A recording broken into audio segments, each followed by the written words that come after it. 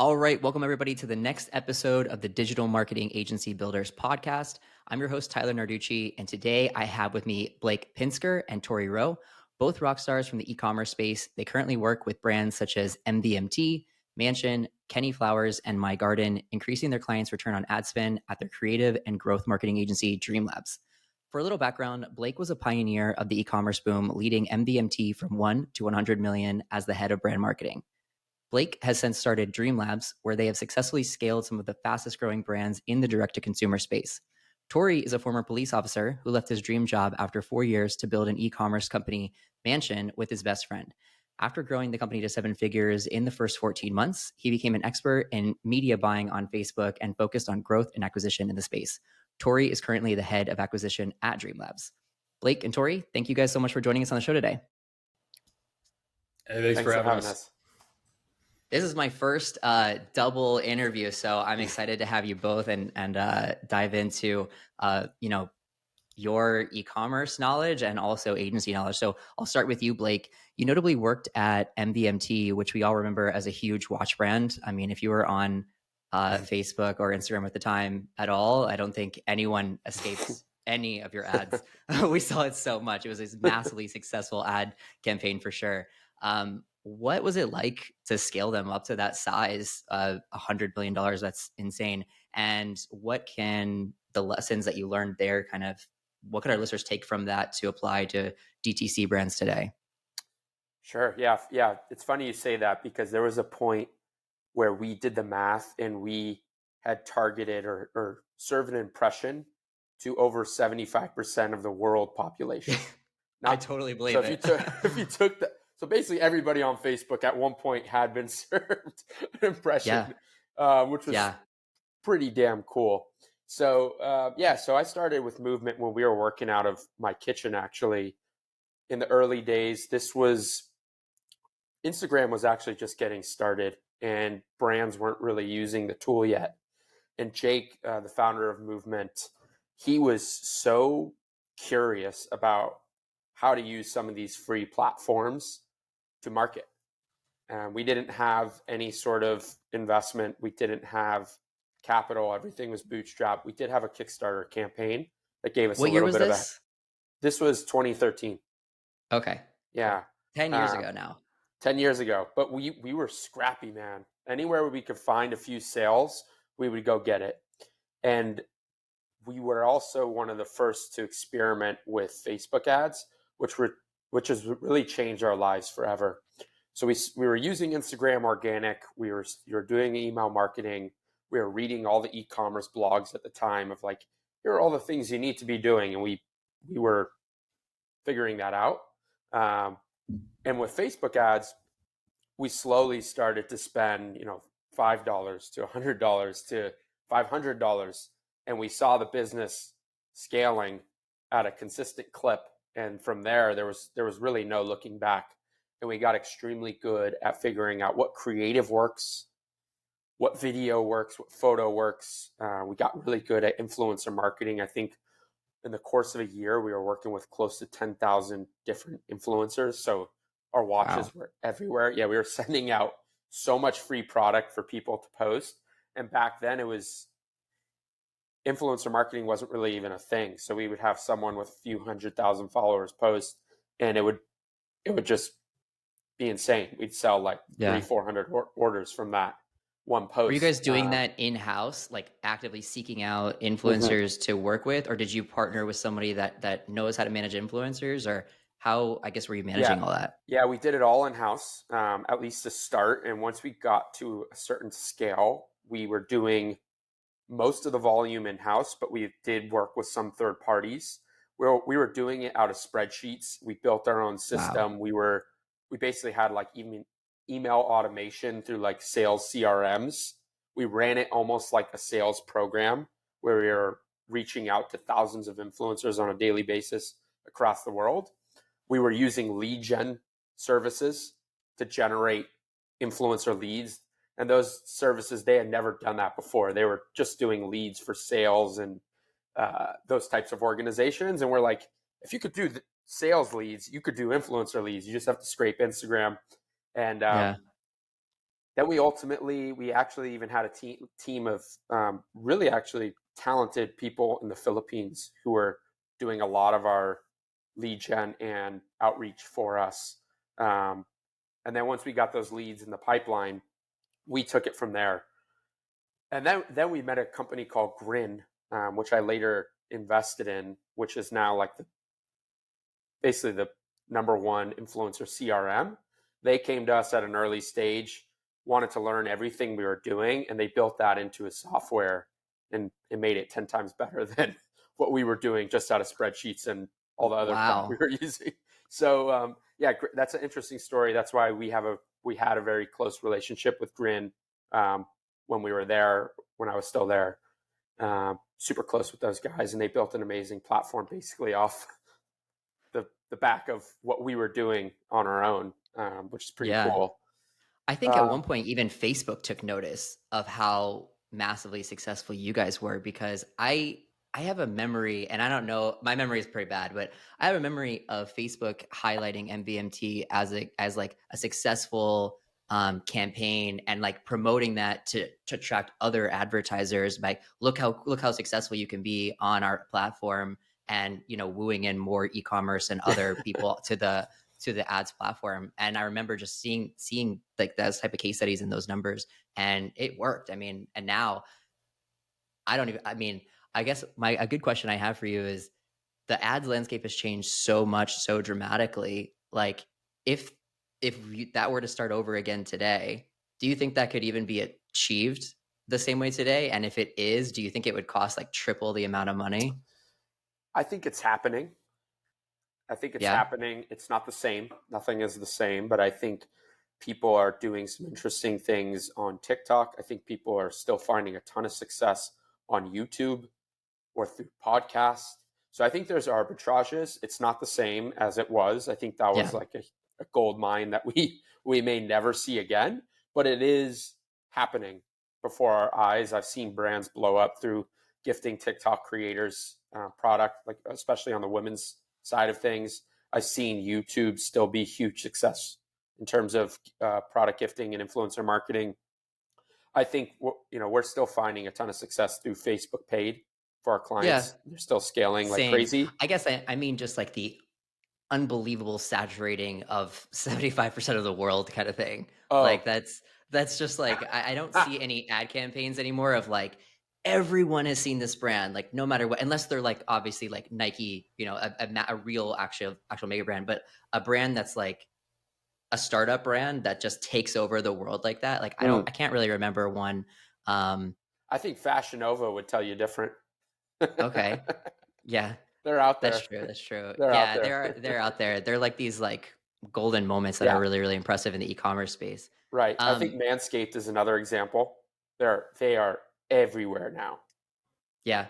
Yeah, Manscaped had such a cool, just, like, value proposition, from the whole, like, shaving your balls thing. Their logo is now a giant ball sack, and, like, they just own it, and it works so well for them because no brand has ever pun intended, had the balls to go there before, I guess. And so True. they ended up with such a viral success, which Right. I think is cool. But I actually think MVMT, in my opinion, is more impressive than Manscaped, because it's watches. It's something that everyone already have. Many companies have gone there before with watches before, right?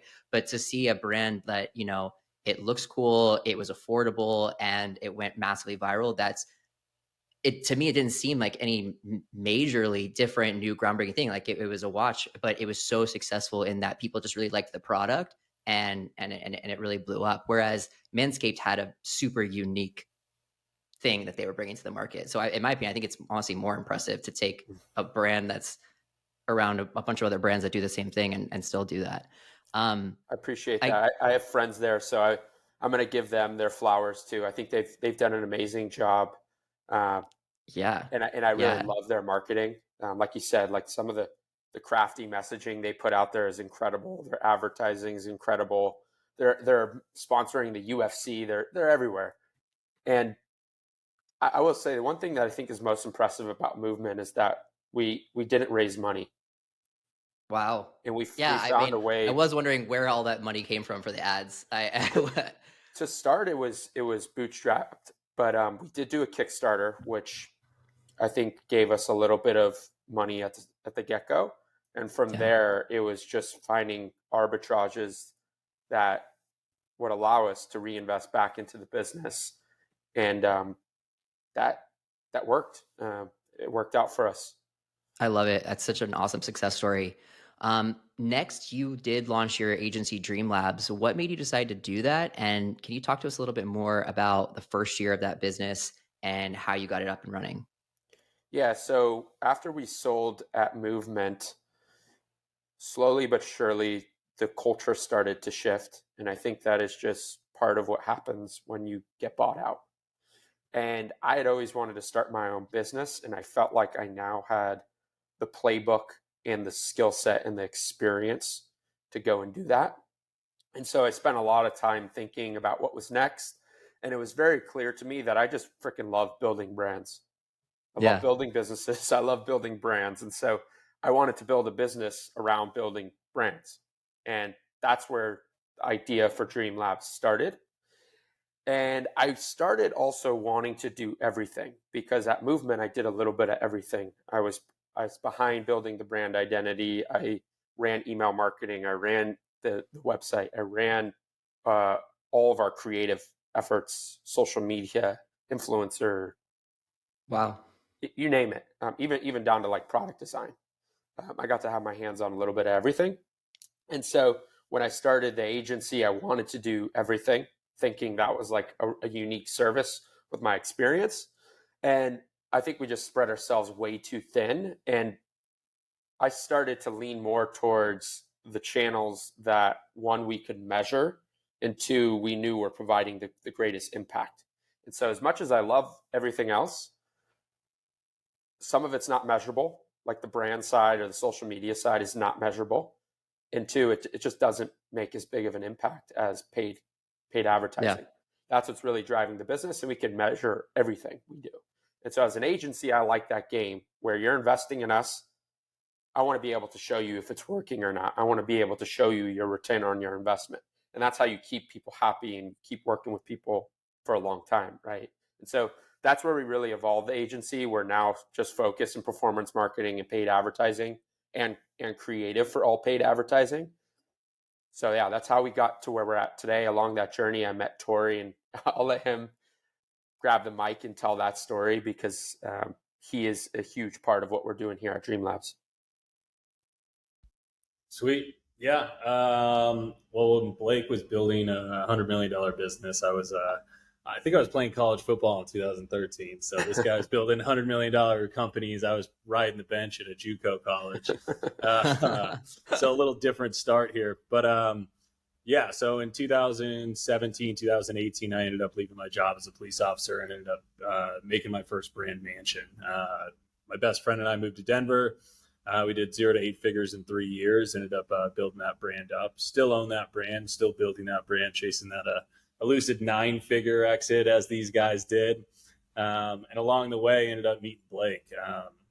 Blake's had a huge name in the industry and stuff like that, obviously from being at Movement and, all the success they had. He was known as like the creative genius, the marketing genius behind Movement. And so we reached out to him and I needed some creative for Mansion. And I was like, this is the guy.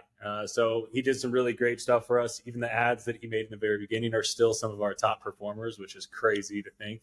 Wow. Years later, we're talking 4 or 5 years later, they're still running as the top ones. And amongst that, I knew we needed someone to do media buying for us. I didn't have any money leaving my job. My best friend Faraz, we were trying to figure something out. And so I went back to school, went to YouTube and started to learn how to do media buying. So started learning to do media buying for us. And I think when you're investing your own money, it's your own credit card attached to the back end. It's a little different, every dollar Yeah. really counts when $1,000 is going out of your bank account every week. It's a scary thing if it's not profitable.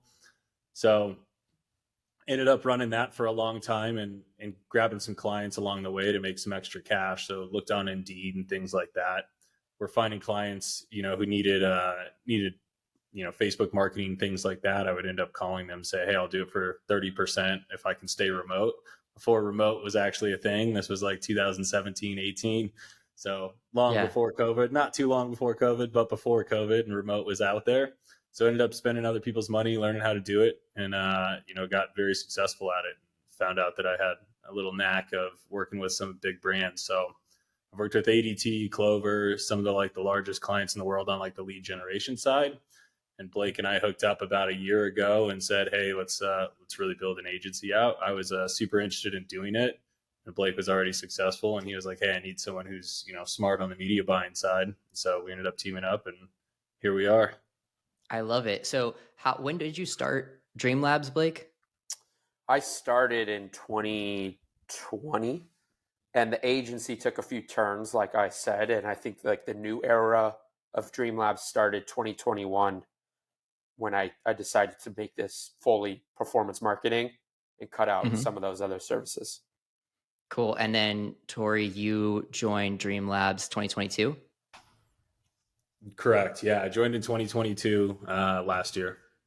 Very cool. And when you say, Blake, that you guys focus on performance marketing, does that primarily mean very specific channels for paid ads? And then you have partners, I guess, that would do the other things that are out of the scope of paid ads? Or what exactly do you mean by performance marketing?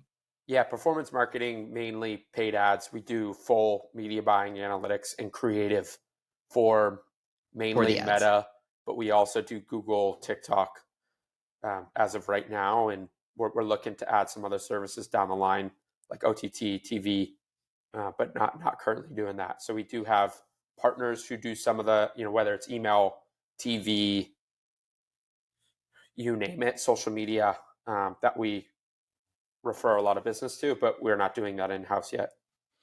Here's a question I have and I'll leave it open to either of you, so you guys decide which one you think would be a better fit to answer this. But on the paid ad side, one challenge that I see a lot of agencies having when it comes to TikTok is it's so different from Facebook and Instagram paid ads, where you can throw, a good image and good copy up and get conversions, or a short video up and get conversions. You cannot just take your creative from Facebook, Instagram, or any other platform and just throw it on TikTok and have it work. It's a completely different game. It has to feel very native, has to feel very natural. So how, I guess, do agencies meet that challenge? Because in most cases, I would imagine that the business has to be involved in the filming of these type of ads, or they're just going to have to be on some next level to where, you get maybe like a studio or something involved, or it's going to have to feel very recreated by the agency as acting as the brand. So there's a lot of challenges that come along with TikTok ads that have never been in the ad space before. And so how do agencies, I guess, meet that challenge, and where do they put that on? They put that on the business owner? Do they take that in-house? Do they find somebody that's, just good with a phone? Where do they meet that challenge? Yeah, you're 100% right. So Facebook runs off long-term creative performs better, and TikTok runs off creative freshness. So like more fresh creative in the account, the better it performs, constantly iterating, constantly doing better. That's one thing we do have at Dream Labs is we film all of our stuff. So Blake can film UGC all the way to the studio production stuff. So Blake having the background of being a brand owner and helping build movement, I think that's one of our biggest things is he can keep everything on brand. So it doesn't necessarily have to be held like hand by hand with whatever brands we're filming for. So that's a really big thing. What we do film, we make sure that it's still on brand. So that's probably the biggest thing for us. And then those creative iterations, that's like our bread and butter there, is constantly remixing things. You're 100% right. You cannot just go post an image and things like that. It has to be on trend. It has to be, the music needs to be good, or like, the new ones where they're like jumping up and the clothes are changing or whatever it is, that's changing all the time. So it's super hard to like, if your media buying team or your agency isn't filming in-house, or they don't have the ability to film and they're waiting on you, it puts a lot of load on the brand themselves, which makes things difficult. They have so many other things to do. So for us, we can go film, 1-2 days worth of content, 10, 12, 20 hours of content that we can continue to iterate on, different openers, different hooks, all those kind of things, send it to our design team, our editing team, and they can switch those hooks in and out. so we can figure out which ones are working best. So I think that's the hardest thing on TikTok is you have to iterate even faster than you have to do on Meta. Like we're talking, you might have a good ad on TikTok for like a month. You can have good ads. Like I said in the beginning with Blake, like we have ads that have ran 4 or 5 years on Facebook that still perform. TikTok's like that trend changes so quick. If you're not on top of it, it's over. Exactly. So yeah, I mean, I think that's the bread and butter. You have to be able to iterate quickly. And it has to look and feel so native. Like when I find that you could put a ton of money in production into a TikTok ad, and look like a TV commercial, and no one's gonna really want to click on that in many cases that I've seen, because they don't want an ad, right? They want something that feels natural. They want somebody speaking into a wired earbud instead, telling them how great a product is, instead of someone standing in a studio in many cases. So that creates this whole new challenge for agencies. I'll say this too. I think people are just downright lazy when it comes to creating content for a platform like TikTok. A few years ago, I realized that I knew nothing about TikTok. And I hated that it was getting so much attention, because I don't use the platform and I don't particularly like the platform. It's not really for me. However, in my industry, I better learn how to advertise on that platform. And luckily, UGC and the content you see on TikTok is pretty damn cheap to create. And so the first thing I did was like, all right, I'm going to go learn from somebody who's doing this and reverse engineer. I took a course on TikTok advertising. And so that allowed me to have a base to learn from. And I was then able to look for my resources where I could reverse engineer what people were doing on the platform. I could reverse engineer how to create good UGC. And from there, you find UGC. You even just sit there and you write the script out. How are these scripts structured? What is a hook? How do I write a good hook? If you know how to write marketing copy, that's no different, right? It's traditional marketing put into a UGC style native video. And so once you get the hang of that, it's quite easy to be able to build those scripts. You're able to find the right networks to find creators who can help you create content. You could do your own shoots on your own for cheap, right? Get a model there or creator there to read some scripts for you in front of a camera. And so that's how we've gone about it. I encourage everybody in this space who is having trouble adapting, I encourage you to just stop being lazy. Take a week, take a course, and learn the tricks of the trade. And I'm telling you, it's really not that hard.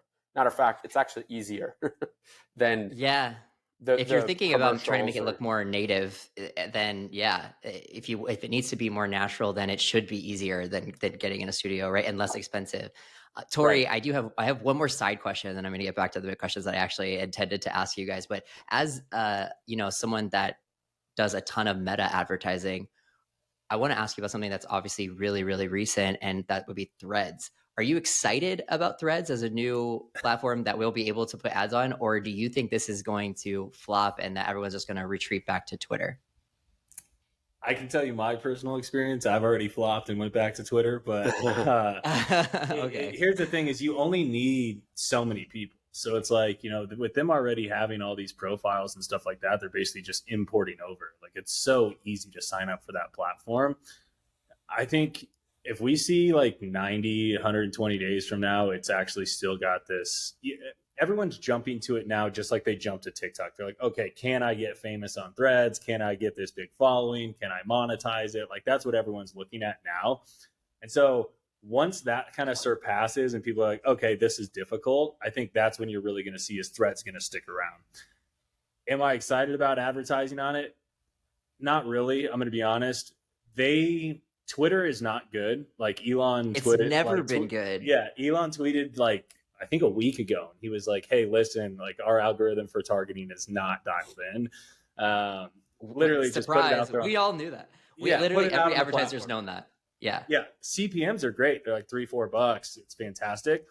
But the interesting part of Threads is they already have the Instagram and Facebook algorithm behind it. So they've already got it. So if you can go over there, I'm curious to see what it looks like, because the same thing with like Twitter's a little more, there's more creative coming to it, more videos, more images and stuff like that. But Threads is specifically words. So it's like to come in there and drop an image in. I don't know how people are going to interact with it as much. It's going to be an interesting play here.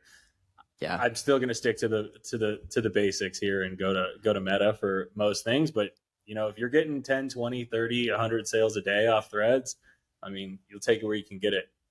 For sure. I'm staying optimistic and hopeful about it. I mean, what I think is the key is exactly what you said. It's Meta owned. And so all it is just one more place for you to give Meta more data for you to be a better fit to the targeting that they already have and they're already the king of, really. So if, they have 100,000 or 100 million users now, if they can maintain that and continue to grow that, then to me, it just becomes another placement for Meta ads in the future that could convert. And we're targeting those same people. I mean, those people are already typically on Instagram. We're targeting a lot of those people. And then there are new people, I'm sure, that have come from Twitter that didn't really use Instagram. And now those are now newly available in Meta targeting. So I think there's really a lot of positive to it. And it could be a big win for advertisers because it has that Meta engine behind it. But I'm kind of holding my breath because we have been missing out, really. In my opinion, paid ads has really been missing from Twitter because it's just so bad that if we can kind of have Twitter advertising via Threads now, I'm on board.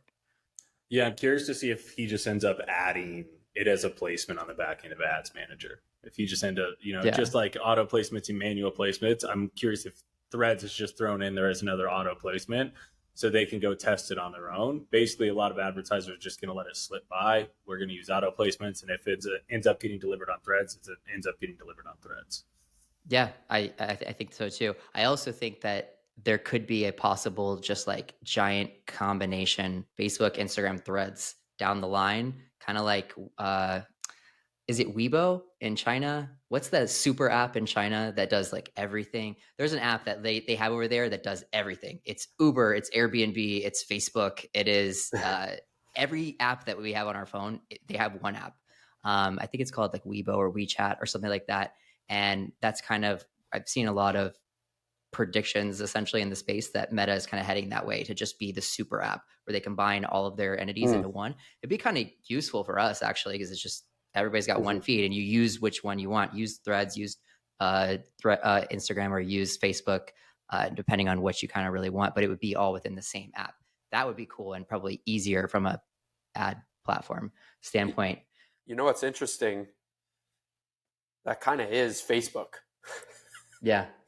Right? Yeah. But like rebranded, because the Facebook brand is so bad now that millennials are leaving it in droves. Gen Z won't touch it with a 10-foot pole. They have to have a new name over Meta that's not Facebook to draw back in, the younger generations. And you could do that by rebranding essentially. Agreed. So when you guys launched, or Blake, when you launched your agency Dream Labs, what was some of the biggest challenges? You said you've done a few iterations over the last few years. What I guess were those iterations, and why did you make them? I think the two main challenges were, one, honing in on the bucket of services that we were going to offer and not doing too much, not trying to do everything really well, and getting niche, learning how to say no, and trying to become the best at one thing. And so we want to be the best performance marketing agency in the country. That's our goal. Yeah. Before, I was trying to be an email agency, performance agency, branding agency, social content, all that, right? And that's really hard to do with a small team. And so trying to be the best at one thing is much easier, where we could compete with now the best agencies out there on the performance marketing side of things if we hire the best performance marketers in the world and the best DR creatives in the world to come work for us, right? So that's awesome. That's a much easier task first, and then we could always grow the machine from there. So that was a huge learning lesson, and a lot of agency owners I talk to have the same issues. They come out and try to do too much. they have a hard time saying no to the wrong projects and turning away money. And we actually did it yesterday. We had a call with somebody who wasn't a good fit, and we said no. We're like, it's not the right time. Let's It talk. feels That feels so good. And Yeah, for those of you guys listening that are in the beginning stages of your agency and you can't fathom turning a client away, we've all been there at yeah, that point. And when you get to the point where you can say no to what is clearly a bad fit, it feels incredible. Like yeah, it feels really yeah. good. And some of Because the best advice I got when I started the agency from two of my mentors, Dylan Whiteman, who's the former founder of BV Excel, and Forrest Bronson, who was the former founder of Email Aptitude, both of whom sold their agencies after like 5-6 years. Both of them told me you need to find a model that's going to allow you to bring in retainers. And what we were doing was a lot of project by project creative. We did have some media buying clients that were on retainers, but the model was not set up properly for retainers. And retainers are what is going to allow you to scale. It's going to allow you to hire. It's going to allow you to forecast and grow the business strategically. And for about a year and a half, 2 years, I was tinkering with that model and the services we were offering to where we could find our bread and butter in a retainer package that was made for clients anywhere from 1 to 50 million, trying to take them all to that next level. And so that's where we're at now. And now all of our business is done on retainers.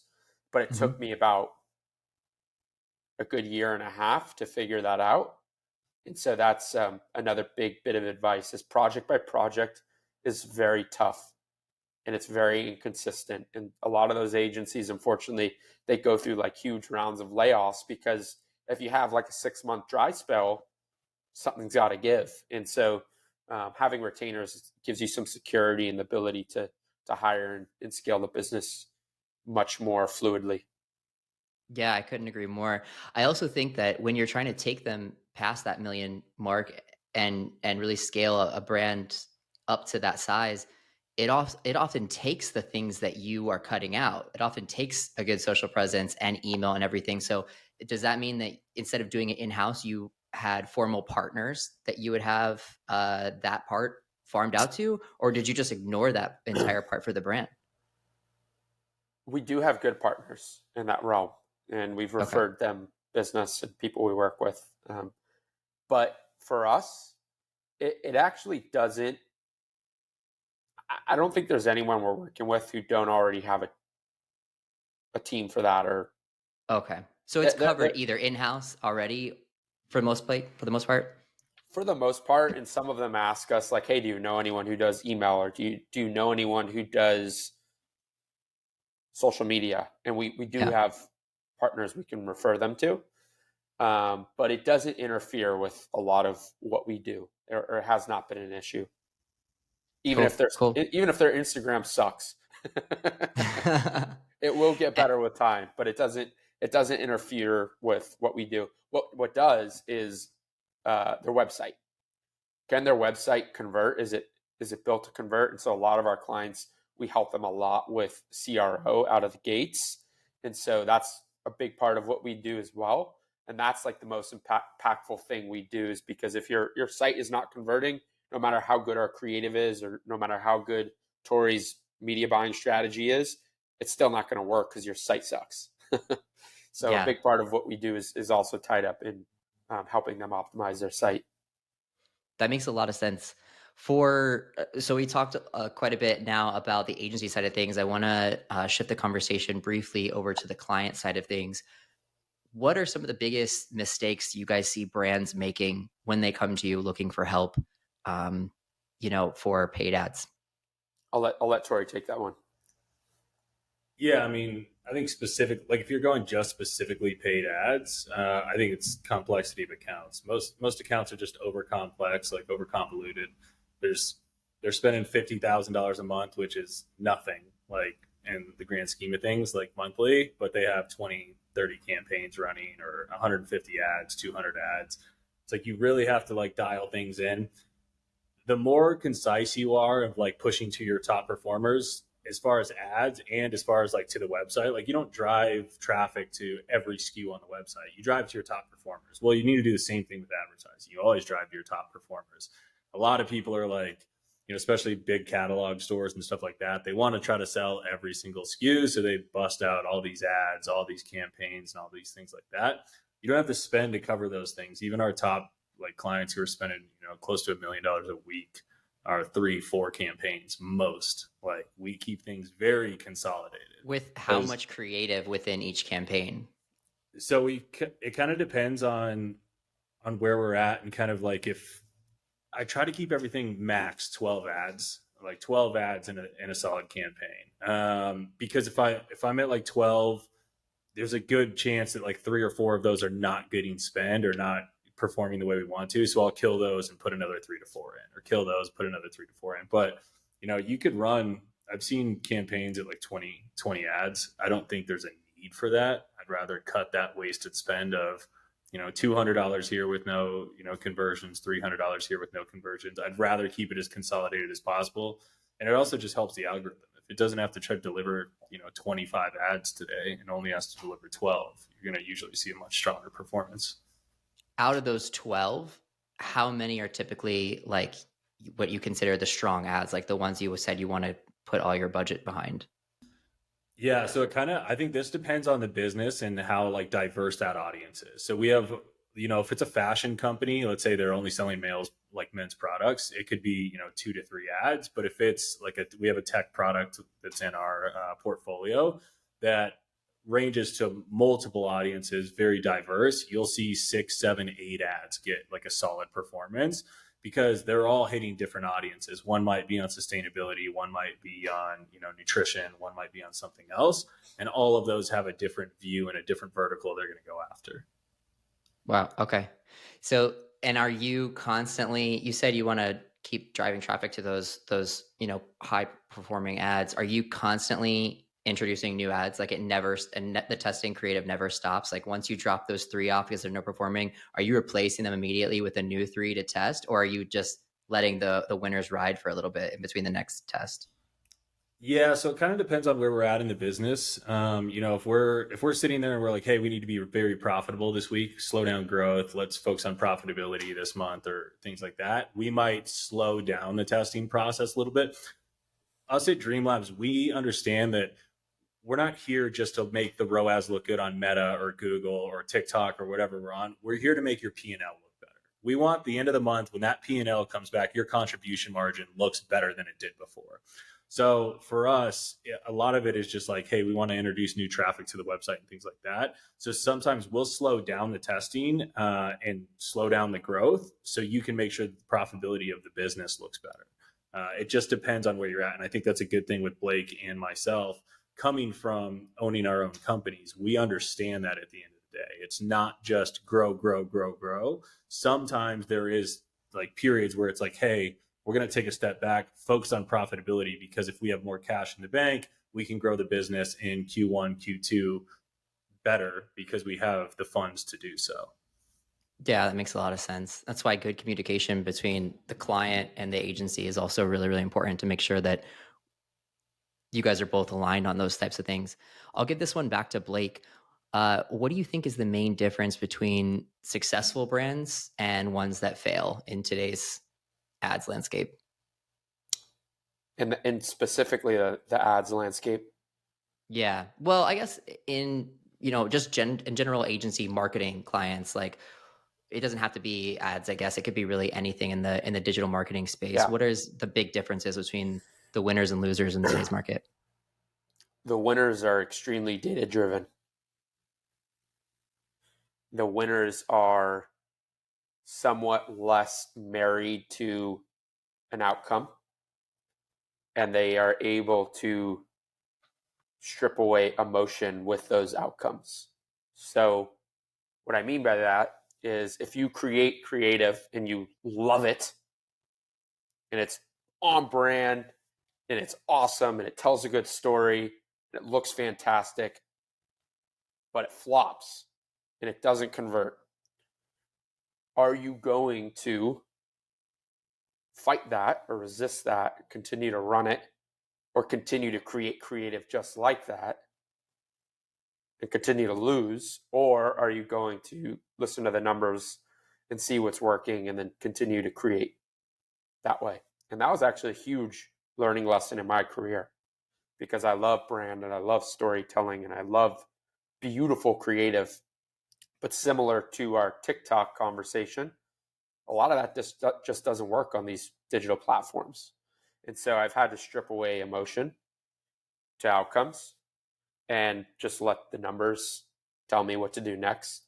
And so I think being data driven is probably the most important thing when it comes to digital marketing. I really like that answer. And it drives me crazy actually when, and as I've experienced this several times with clients, to where they want to review the digital assets before they go live, which is very normal. And of course, we want to make sure that the client likes it before they go live. And then the client sees like their funnel or their ads or something, and they tear it to shreds. And when you talk to them about it and you ask, okay, well, that's fine. Well, we can bring this back to the creative team, but why do you feel this way? Well, I don't really like that color, and I don't really like that font, or I don't really like the way that this is listed or ordered and everything. And immediately there's a level of frustration, because it's like, okay, you hired us, the experts in this, who have done this many, many times over, that know what's going to convert because we've seen this and tested this in other cases. And so the product that's in front of you is a product based on the data that we as the experts have collected over the years to get to that place, right? We're not building the creative to make it pretty for you personally, technically. Yeah, they are the CEO, but it's challenging because they have many of them have this gut instinct of wanting to shape their creative into what they specifically like, and they are not the ones that need to be sold. It's their market, right? And so I find that to be a challenge. And so it's nice to hear you talk about data, because oftentimes agency clients need reminding that they hired experts for that role, right? And so let's let the data speak for it rather than personal preference. Yeah. Does that make sense? Look, totally makes sense. And I totally get it from the founder or the director of marketing's point of view, because I've been there before. And I think that one thing I also understand is that it's also easy to lose touch with who your customer actually is. And one of my biggest mistakes in my career was having this idea of who was buying our product. And I was wrong. I was completely wrong. And you figure that out at a certain point where the idea in my head of who my customer is actually was not my customer. And you have to go back to your core roots. You have to go back to what's actually working and be able to speak with those people. And as a third party, we're trying to find the middle ground where you're extremely happy with the creative, it's on brand, and it works. And when we come to a client and they don't like the creative, or there's something subjective, typically we'll just say, like, look, we'll split it out. Let's make a variation of this and let's just test it. Let's just run this to at least see. You might be right. I don't know until we actually run this. And so one way or the other, it doesn't matter who's right. Let's just actually get some data behind this.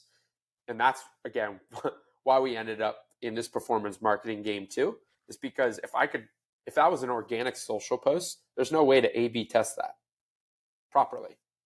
Each post isn't even going to get the same amount of reach. It's not going to reach the same people. So it's not a true A/B. It's not a true test. You can't really even measure that off likes or engagement, right? But I can measure almost everything on an ad and get to a level of significance if this is getting a higher click-through rate, a higher thumb stop rate, is it converting better? And so that's a fun game to play. And it happens all the time with clients. And we're not married to what creative works, but we are just trying to help you find what works. And that's our job. Yeah. Yeah. I love it. There's always a fine balance to strike there between, what we think is going to work and personal preference. And really the answer in most cases is let's A/B test it to make sure that, we have the winning one. So Torii, I'll head back over to you. Paid ads in many cases have gotten harder with time and more competition in the market. It's kind of why I was asking earlier about MVMT, and if you guys think that success could have been replicated today. But I think a lot of people would agree that with so much more concentration in the market, that it's harder to get ahead today than it was in the early days of Facebook ads. So how does a business scale on Meta in 2023 and beyond? Yeah, I mean, I think the opposite now. I actually used to think the same way. After iOS Wow. 14.5, 16.4 came out this year too, so that had some impact on like the events manager and all the data and stuff like that. I think the biggest thing is this. Back in the day, you had to go try to target specific audiences. You're trying to use lookalikes. You're testing all these different targeting options and all these things. Now it's pretty, like we said, pretty consolidated. You put this into a broad campaign and it comes down to creative testing. You still have to test correctly and things like that. But the biggest thing is I think you have to be well-rounded. Meta can't drive the entire business like it used to, because CPMs have gone up, which in turn puts, cost per clicks going up and everything like that. So your cost per session to get someone to the site is more expensive than it used to be. It used to be like 20 cents. Now, like a good one is like $1, $1.05, $1.10. Those are really good. So it's not harder to run Meta ads. You need a really good creative team. And I'm thankful to have Blake and the guys, who can crank it out left and right. But you can't have a crappy conversion rate. You can't have a shitty AOV. Like everything in the business has to be well-rounded if you're going to be successful. But as far as like the paid media side, I think it's honestly easier than it used to be. It's making sure you're dialed in, making sure that like your events manager scores need to be dialed in and things like that. But then on the other side, it's the conversion rate, it's the AOV, it's making sure that you're optimizing correctly on all the other places. And you don't have to target like you used to. It's just putting good creative into the account. That's really interesting. I guess that brings up another question then. So today, is targeting more important or is creative more important? Creative 100%, not even close. Creative the creative 100%. is doing the targeting. He says that, and I'm honored, but I think having a media buyer who knows what they're doing is number one, because no matter what creative we've created, if we hand it off to another media buyer, which we've done in the past, it doesn't do as well. But when our team knows what they're doing, it's going to give our creative the best chance. So actually, we're gonna give each other our flowers, but that's one of the reasons we structured our agency the way we're at now, where we're not working with people unless we can do both media buying and creative, because that's going to give us the best chance of success. Very cool. So, Torii, you mentioned broad targeting.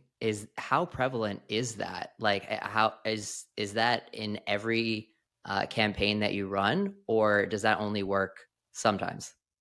Yeah, I would say every single account I have open right now, which is a lot, has at least one broad targeting. Free audience, we might exclude past customers maybe, but everything runs free. There are times where you'll horizontally scale an account.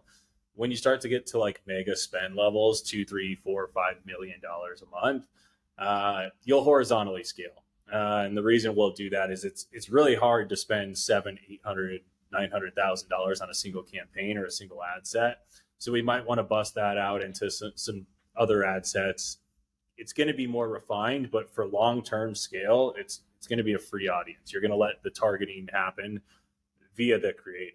It still needs to be tested properly. And I appreciate Blake saying, the media buying side, 100%. That's the thing is we get into most accounts and we can make an impact immediately from the media buying perspective. We can come in, consolidate, we can test better, we can go back, and it automatically will improve your click-through rate and your cost per link click, like in 2 days. People say like, we need 60, 90 days. No, you don't. If you can't improve an account in 7 days, like, I don't know what you're doing. And then the next thing is that 30, 60, 90-day period, that's where the creative really starts killing it, because we can see what's working. We can have the team go back and iterate, and then we can really start to refine things. That's the long-term solution. But the structure and the integrity of the account still needs to be managed. Do these just broad audiences work mostly in the e-commerce space, or does it also work well in the lead generation space as well? It works well in lead generation, but I can tell you this too, that there's a quality play in the lead generation space. So I've worked with ADT, I've worked with Clover, I've worked with Sunrun, some of the largest like lead generation companies. That was actually what I used to do after I was a police officer. I took a company from Paris and opened them up in the US. I was their first employee in the United States to help them scale. And so I got to work with some of these large companies. What we see is we can actually measure the sales quality coming back per ad set. And so lookalikes are still, top performers in lead generation. Different audiences are still going to have a different sales quality, a different sales rate to them, but it doesn't mean it's always your cheapest cost per lead. Wow. That's really, really insightful. I'm going to definitely go back and look at my ads and make sure we have a broad targeting going as well and retest that if we're not currently running that right now. All right. Last question that I have for you guys is something that I ask every guest on my show at the very end. And I'll ask you first, Blake, and then you, Torii, after. Blake, what is your number one piece of advice for a brand new agency owner that is just starting out? Find a way to build a model on retainer type of work. Because if you don't, it's going to be very inconsistent. You're going to lose a lot of sleep at night. And it's going to be hard to hire and scale. And the whole idea of any business, if you want to grow, is to learn how to scale that, how to hire people to do what you're doing, and eventually take on more, and eventually maybe even take off to an island somewhere, right? Yeah, right. Maybe eventually even yeah, sell. right. And so if you, whether you want to sell the business one day or scale it, being able to have a model and provide value with something that people will pay week over week or month over month, quarterly over quarterly, whatever that model is, that is an extremely important piece. Otherwise, in my opinion, you're kind of just doing freelance work, project by project. So that would be my bit of advice. That was the great advice I got that took me a while to figure out what that model is. And then the second bit, which I already went over as well, just know how to say no to the wrong things that are going to waste your time and not be profitable at the end of the day, and be okay with that. Be okay with saying no. Yeah, I think another big lesson we learned from you on this episode was learn how to focus and not try to be the everything for everyone agency. Right. Because when you focus, then you can actually become the best in the business, and everyone wants to work with the best. And you really can't argue with that, right? But if you're Right. trying to do everything, you're never going to be the best. Right. Torii, I'll ask you the same question, but I'll remix it for at paid media. So, what would be your number one piece of advice for media buyers in 2023? Yeah, that's a good one. I would probably say make connections. And I think it plays on the agency side too. So what I mean by that is like you only know what you know from a paid media side by like what you've tested. And you can only run so many tests, how many clients you have, how much ad spend you have, and things like that. A lot of the things I learn or a lot of things I end up testing next month are for me talking to people. I meet with a couple of big media buyers every month, like bi-weekly. We'll talk and be like, hey, what'd you learn in your account? What have you guys tested? And things like that. This isn't a competition to me and the next media buyer. Like, yeah, they have clients as well, but listen, I don't need 300,000 clients. That's not the name of the game here. If I have, 5,000 good ones, listen, we're doing plenty right. Even 5,000 is massive. So like, it's not a competition. So I ask these people all the time, like, hey, what's going on in your account? What's going on in my account? We share those experiences and we'll go back to the playing field and test those on our own side. If I don't know what other people are doing or I have to wait and I'm behind the eight ball on those things, it's hard to be successful or it's hard to be ahead of the curve. You're kind of like we talked about TikTok earlier. You're always chasing the trend. But the crazy part is there's people out there who are setting that trend. Like the people on TikTok, there's someone who made that trend to start with. It's the same thing in paid media. You can set the trend of what the new ad is and things like that. But you have to be, in tune with everyone else in the advertising space of what they're seeing working. Yeah, and the best way to do that, I guess, would be like what communities, Facebook groups, Discord, and like Yeah. other with other media buyers. Yeah, things like that. Twitter. I talk to a lot of people on Twitter, and we'll just DM and say, "Hey, can we jump on a Google Meet and speak?" Things like that. And then once you make a couple good relationships from that point on, it's just staying up with them bi-weekly, monthly, or whatever, and continuing those conversations. Love it. Love it. Great advice. Blake, Torii, this episode was doubly impactful having you both here. So I want to thank you both for joining us on the show today. Thank Thanks you. for the Appreciate time, you having Tyler. us.